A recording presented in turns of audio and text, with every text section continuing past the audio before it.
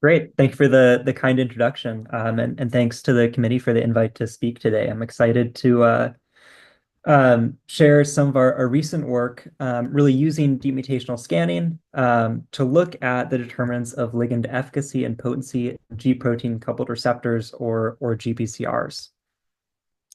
And so, oops.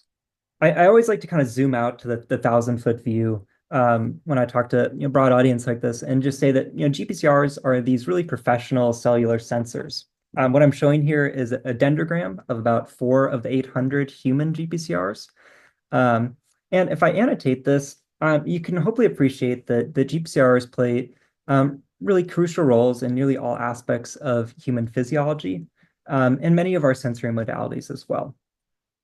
Kind of zooming in a little bit, today we'll talk specifically about a particular receptor that's involved in our pain sensation pathways. And this receptor is called the mu-opioid receptor. And so mu-opioid receptor is often abbreviated to MORE. So you'll often hear me say that instead of the full name during the talk today. And really, the mu-opioid receptor is the primary target of clinical opiates.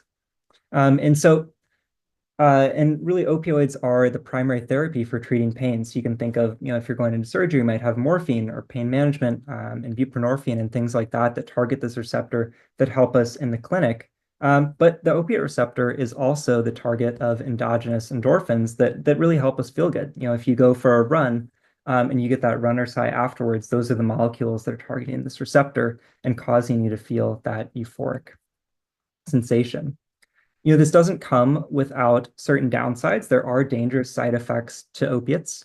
Some of these are listed to the right here. If you take too many or too high of a dose, this can lead to things like blue lips and fingernails. It can lead to cold and clamminess. But really, most severely, it really drops your respiratory rate. So if you overdose on different opiates, that'll often cause folks to stop breathing, and this ultimately leads to death if not treated rather quickly. Nicely, though, there are ways to reverse overdoses.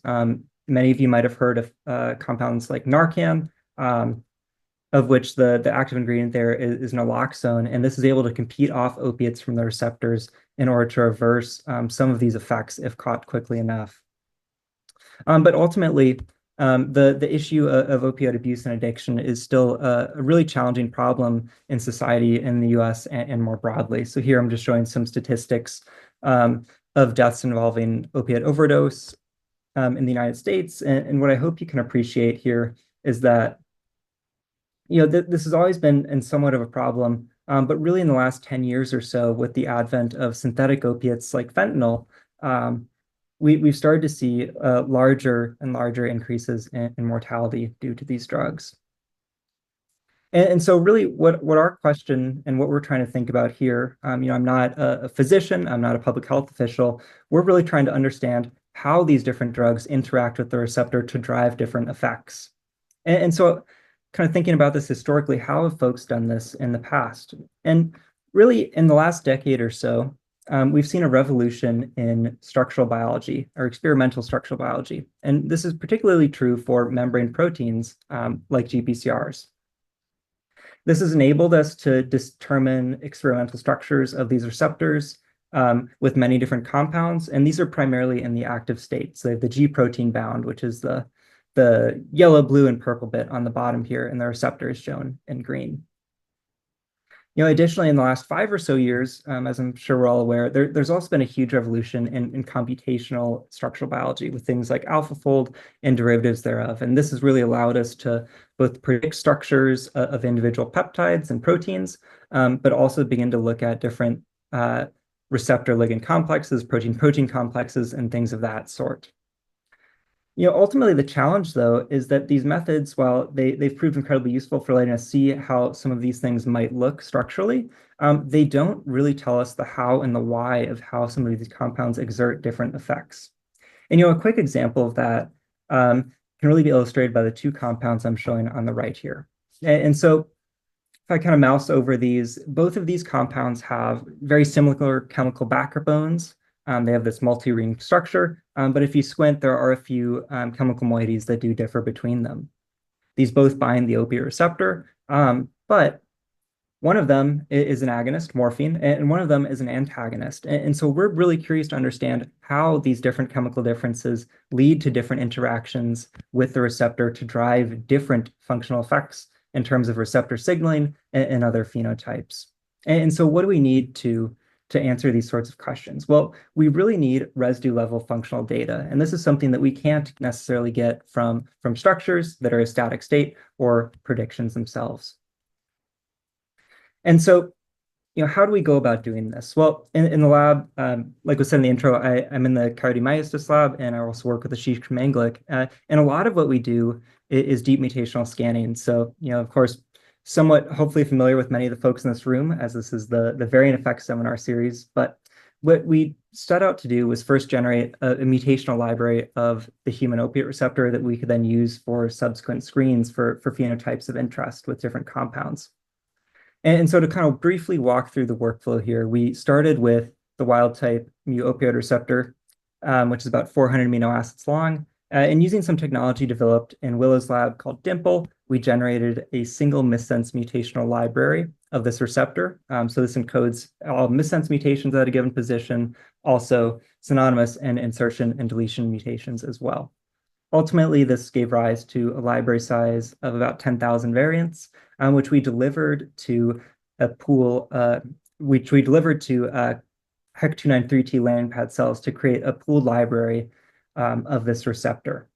And then ultimately on the right side here, what I'm alluding to is that we have this library now, but we need some way to stratify mutations based on their given effect on a phenotype of interest. And then ultimately, we'll need to sequence those out and determine some sort of gain of function, loss of function score that corresponds to that metric. And so the key challenge historically for a lot of G protein coupled receptor assays is getting an assay that will allow us to do this sort of work. And so recently we've made strides to develop these sorts of assays for GPCRs. We just had a paper come out last week showing sort of our first steps in this arena. And here we developed a fluorescent readout for cyclic AMP or GS signaling for GPCRs. This enables us to do things like flow cytometry and cell sorting to determine how different drugs and different mutations are affecting receptor activation. And so to briefly go over how this works, it's a fairly straightforward, hopefully, transcriptional relay system where we can express a receptor. We can then stimulate with a ligand of choice. And if we have a functional receptor or functional variant in that cell, we'll stimulate production of cyclic AMP from adenyl cyclase, which leads to an increase in cyclic AMP and transcription of our EGFP readout, which is downstream of an engineered cyclic AMP response element. And I'd also like to highlight that these engineered transcriptional response elements are really something that we've taken from some work in Justin English's lab, and they've helped us get up on our feet with some of the technical aspects of these assays. And so ultimately, we have this assay, we have a fluorescent readout for receptor activation, and we wanted to benchmark this with a known entity. So we turned now towards the beta-2 adrenergic receptor. This is really like the prototypical, probably the most studied GPCR of all time. And so what we looked at here was just the effect of if we stimulate with different drugs. So kind of starting to walk you all through this, if we compare the first two rows here, these are just FACS traces looking at the EGFP signal on X and cell count on Y for each of these conditions. We see that the full agonist, this BI compound, looks very similar to the forskolin treatment, which directly stimulates cyclase. And both of these have a huge enrichment of GFP positive cells, indicating that those cells are activated when we apply those compounds. Taking a step down, we have this antagonist alprenolol in purple. This is a compound that has slight partial agonist activity, and accordingly, we see that it has slightly more activity than the DMSO vehicle control, but ultimately less than a full agonist like BI. And then ultimately, the bottom here, we can also pull down from basal activity using an inverse agonist type compound ICI. And so ultimately, this gave us great confidence that this sort of readout gives us the resolution we need to both discern different efficacies of different molecules, but then also in the context of a screen, be able to discern mutational effects on activation in a similar manner. And so as you might imagine, we wanted to apply this towards the mu-opioid receptor, which is the system we're talking about today. A wrinkle, though, is that the opioid receptor is actually coupled to the G protein G alpha I. And so it inhibits cyclic AMP production. And so what we needed to do here was tweak the assay a little bit to allow us to read that out. Ultimately, if we ran the assay in the same format that I just showed you, we wouldn't actually see anything because our signal would just be at 0. So in this case, we have to co-incubate the cells expressing our library with forskolin to directly stimulate the cyclase and a ligand to activate a receptor, such that if the variant encoded in that cell on the receptor is active, it'll inhibit the production of cyclic AMP and lead to a decrease in GFP signal. An example of what that looks like is on the right here, and where I'm just showing two conditions, just looking at plus and minus a drug. In this case, it's a synthetic peptide called DAMGO, which mimics or really is modeled after the endogenous endorphin peptides in our body. And so what we see here in the untreated condition in black is that the population is generally right-shifted. So there's cyclic AMP being produced, and it's not necessarily being inhibited. But when we add the drug, this population shifts, this population in red now, to the left, indicating that we're inhibiting cyclic AMP production as we're increasing GI signaling by the receptor. And so we're very pleased to see that this worked fairly cleanly, and we went ahead to screen our mutational library. And so what we did was perform a dose response style experiment across our library, where we looked at a handful of different concentrations of our ligand DAMGO here. And you can see on the bottom, when we have low or 0 DAMGO, we have a GFP positive population that ultimately collapses as we move up these traces and increase the concentration of the stimulus. And so given a brief overview of what the data looks like for this, we started with no ligand. And we can see that the heat map itself is very flat. There's not a huge amount there. But once we start to add in larger and larger concentrations of drug, we can start to see signal evolve and loss of function mutations present themselves over the length of the receptor. We also performed a surface expression screen in parallel. And what we can see here is that a lot of these loss of function variants that are kind of shown in white and light pink in the signaling data also line up with things that cause changes in receptor expression. So we're able to account for those sorts of effects sort of in two ways here. Ultimately, what does this give us? Well, it really gives us dose response curves of all single mutations in the mu opioid receptor. And so those curves are what I'm showing here. This is a 20 by 20 grid. Each position has 26 different curves at each position. And really, the key players that have helped us parse through this data and develop the tools that allow us to gain statistical insights have really been spearheaded by Jerome and Harold Pimentel's group. And so he's the one that's really helped us parse through and figure out which of these things are significant and how certain we can be in the different phenotypes that we're looking at. And so if we punch in to just a couple examples here, we can first look at residue S21. This is just a random residue I've chosen on the C-terminal tail of the receptor. This is something that just dangles on the extracellular side of the cell. And so it doesn't really have a known functional role in the receptor. It's more just flapping in the breeze. And so what we can see here is if we look at the dose response curves for that particular residue, basically all residues line up on top of each other, and we can see a nice decrease in cyclic AMP signaling as we increase the concentration of our drug, DAMGO. This is in stark contrast to a residue like D149, which we know, historically through a number of different mutational experiments and structural studies in the past is really key for ligand binding.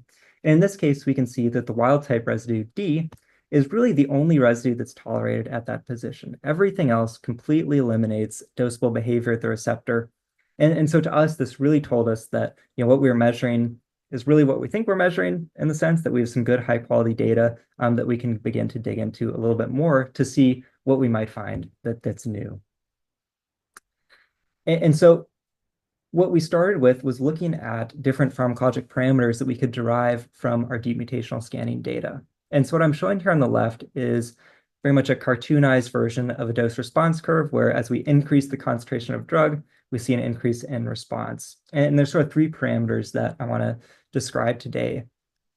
The first is E-min, or basal activity. This is how active is the receptor when there's no or very little ligand present.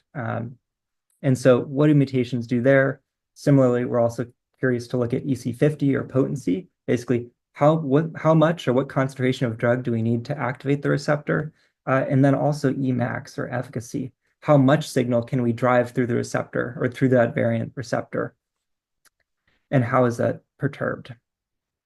And so first looking at Emin or basal activity, this again is just a heat map of that. It looks very similar to the no drug condition, but we can see that there are some stretches that do light up as blue. And so blue here means gain of function or increased activity at baseline.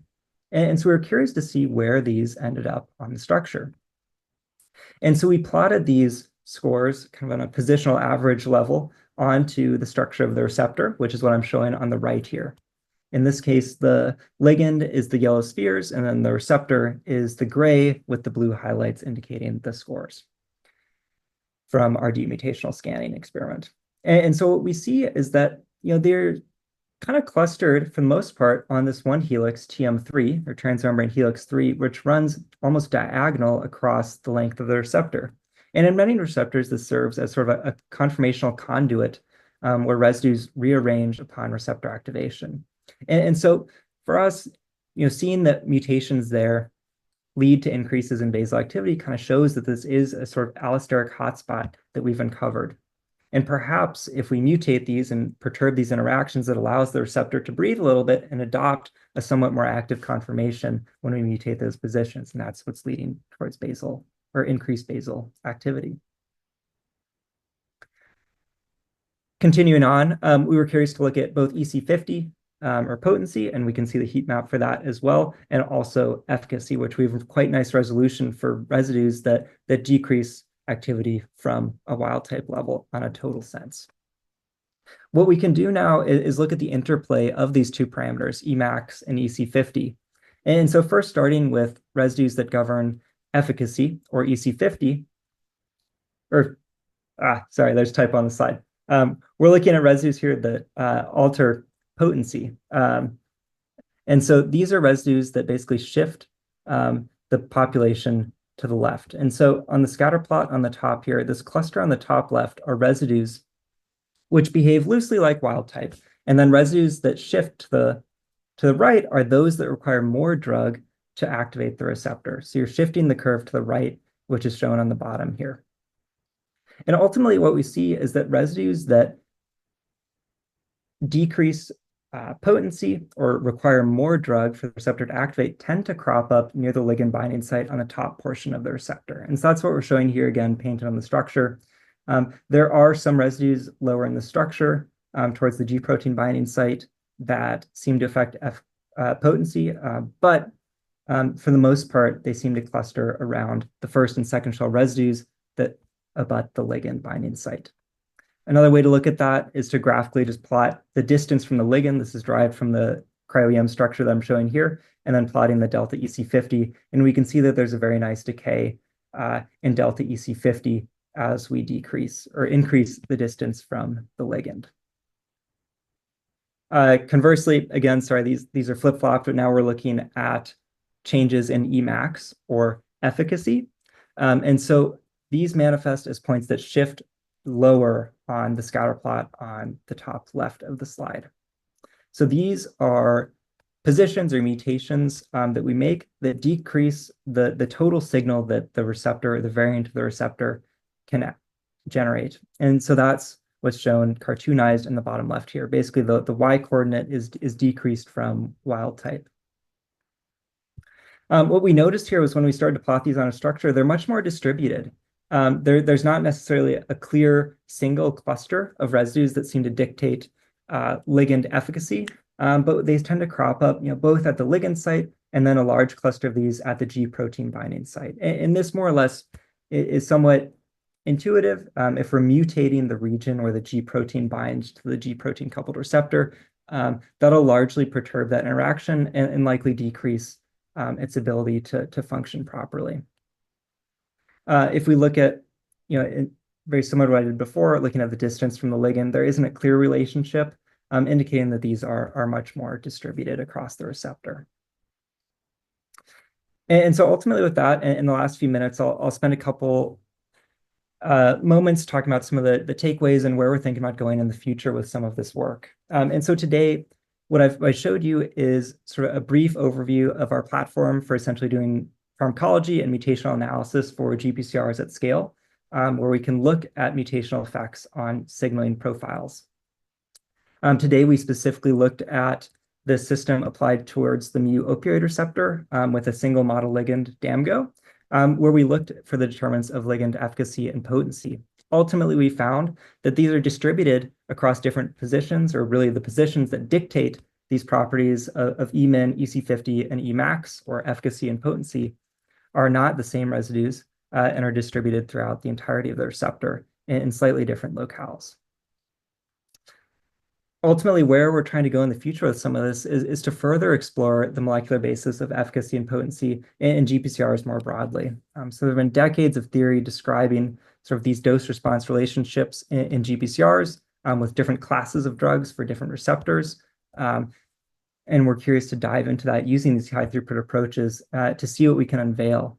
The hope would be that, if we continue to kind of plod down this trail, we'll eventually come to some sort of information describing, why is it that some ligands or some chemical groups on certain ligands result in full activation or partial activation or inactivation of a receptor, even though they largely look about the same. And we're developing tools and technologies that allow us to do this across different receptor systems. Today, we spoke a little bit about some of our work with GS, or stimulatory receptors, and GI inhibitory receptors for the cyclic AMP pathway, but we're also trying to think about how we can do this for different G protein pathways like GQ, which is involved in calcium signaling, and many others as well. Again, we're also looking at things like ligand binding and allosteric modulation in concert with a lot of this work. And so with that, I'll end it there in the last few minutes. And I, of course, want to acknowledge everybody in both my labs for helping with some of this work. In particular, of course, want to shout out to Justin English's group, which has been instrumental in helping us get some of the technology and assays off the ground that enable us to do these large mutational scans on GPCRs. And then, of course, Jerome and Harold Pimentel's group has been a true force in helping us parse through the insane amounts of data that we get from these sorts of experiments and helping us wade through how to get as much as we can out of it. So with that, I, of course, want to thank you all for listening. And in the remaining few minutes, I'll take any questions that folks may have. Yeah, so thank you so much, Matt. That was a really exciting and very cool talk. So as before, if anybody wants to type their questions into the Q&A and I'll read them out. But while we're waiting on those questions, I thought maybe I could ask a couple of my own. So I come much more from the kind of like human genetics perspective and less from the chemical biology perspective. So it's very cool to think about the way that these variants are interacting with ligands and things like that. And I wondered if you've thought about doing combinatorial variant perturbation. So now you're looking, and not to think about the challenges and the extra work for all of you to add in more experiments, but it'd be very interesting, especially in cases where you have kind of hot spots where these variants are, having an effect, if there's ways to kind of sensitize for maybe less effective or less perturbed variants. Yeah, I think that's an excellent question. And so kind of the idea with this multimutational work, right, is that we might be able to kind of look at the interplay or come up with some sort of like mutant cycle with double mutants to allow us to look more at kind of energetics or coupling or things like that. And the answer is yes, we are thinking about that. I'd say, like you mentioned, there are challenges because every time you add in a new combination, you get essentially exponentially more mutations that you want to screen. And so, while we're not trying to do sort of like full all by all sort of stuff yet, we could start to think about individual positions where we might do like, maybe on the order of like a dozen or so, and there'd be a couple 100,000 mutants maybe. That stuff will definitely come in the future, but at least at the present right now that we have some of this data, we are sort of starting to look at doing sort of mutational scans in the background of individual mutations.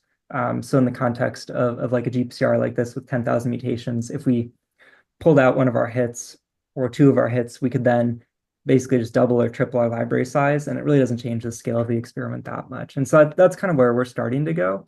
But definitely leaves a lot to be done still, but definitely a direction that we're going. Yeah. Any other questions? I have plenty of questions, but I want the other attendees to get their chance. Maybe I'll ask another quick one. I'm wondering too about the population prevalence of some of these variants where you have very clear effects on these different kind of features of ligand activity that you've measured, whether any of these are like known associations with, substance use disorders or other types of biology. Yeah, I so the particularly the mu opioid receptor has a huge mutational burden. So it's probably one of the most mutated receptors in humans, behind only I think like the thyrotropin receptor. And so there's a lot of mutational data that's been collected, or at least observed in the human population there. And some of these we do know change various parameters of these curves or drug response profiles in different individuals. And so, yes, we do see that, at least in our data, I didn't show this today, but we've done some kind of analysis looking at clinical variant databases, and a lot of what we do see is loss of function. And our stuff does tend to crop up, or the variants that crop up in humans do tend to crop up in our loss of function variants. The one challenge and one area for growth, I think, for us is that right now we've just looked at one ligand. Some of these mutations have essentially like ligand specific effects. And so ultimately, one thing we're starting to think about doing is looking at multiple different ligands. So if we just take a panel of essentially like the top 10, basically clinical and perhaps illicit like opiates, can we screen those to better understand how different mutations could lead people to interact differently and react differently to these drugs? And so exactly, that's one of the areas we're headed as well. Yeah, that's very cool. And I think actually dovetails with, we'll take one last question from Sam Berry, who asks, do you have any thoughts on why certain mutations seem to change the baseline CMP signaling levels in a ligand independent manner? Yeah, I think it's challenging to say exactly what they're doing. One sort of, if we think about a GPCR as a two-state kind of protein, that's a bit of a simplification, but basically on the receptor, the bottom side in the inactive state, it's sort of closed. In the active state, it's open.